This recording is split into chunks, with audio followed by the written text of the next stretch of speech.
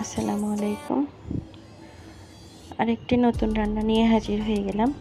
সবাই তো আলু দিয়ে চিকেন কারি খান, আমি আজকে পটল দিয়ে চিকেন কারি তৈরি করব।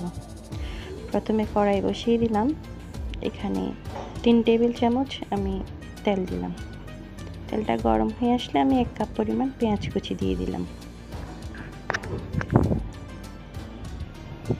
পেঁয়াজ কুচিটা একটু নেড়ে চেড়ে নিব। যারা আমার ভিডিও দেখছেন তাদের যদি ভালো লেগে থাকে তাহলে একটা লাইক দিবেন, কমেন্টস করবেন আর সাবস্ক্রাইব করবেন। পাশে থাকা বেলটা অল করে রাখবেন। এরপর আমি শুকনো মশলাটা দিয়ে দিব। 1 টুকরা দারচিনি, 3টা এলাচ, একটা বড় এলাচ, তেজপাতা আর 2-4টা গোলমরিচ, 2-3টা লবঙ্গ।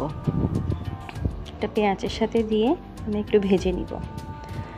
পেঁয়াজের সাথে এই শুকনো উপকরণটা যদি ভেজে নিই তাহলে একটা খুব সুন্দর অ্যারোমা বের হয়। এখন যখন ভাজতে থাকবো তখন খুব সুন্দর অ্যারোমা বের হবে।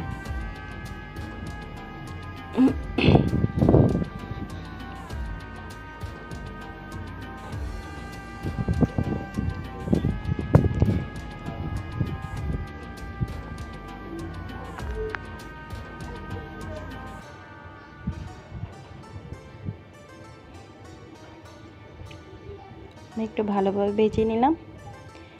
এরপর আমি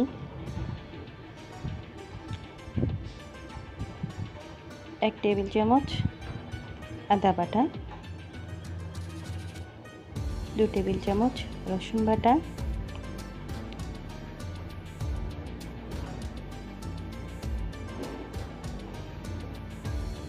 আর 2টা টমেটো কিউব করে কেটে দিয়ে দিয়েছি। এবার আমি নেড়ে চেড়ে দিব।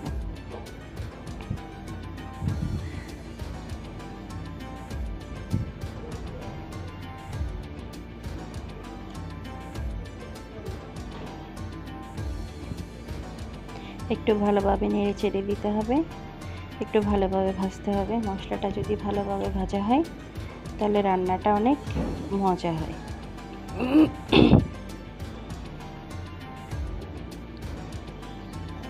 এরপর আমি শুকনো মশলাগুলো দিব, সেজন্য যাতে তলায় ধরে না যায় একটু পানি দিয়ে দিলাম।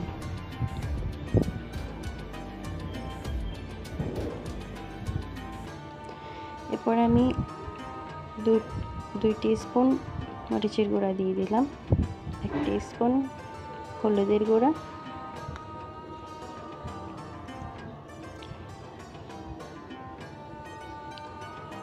1 টিস্পুন জিরার গুঁড়া,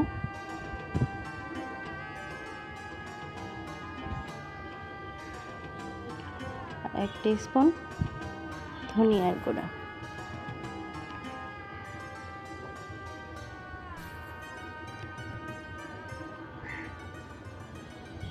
আর স্বাদ মতো লবণ দিয়ে একটু নেড়ে চেড়ে নিব।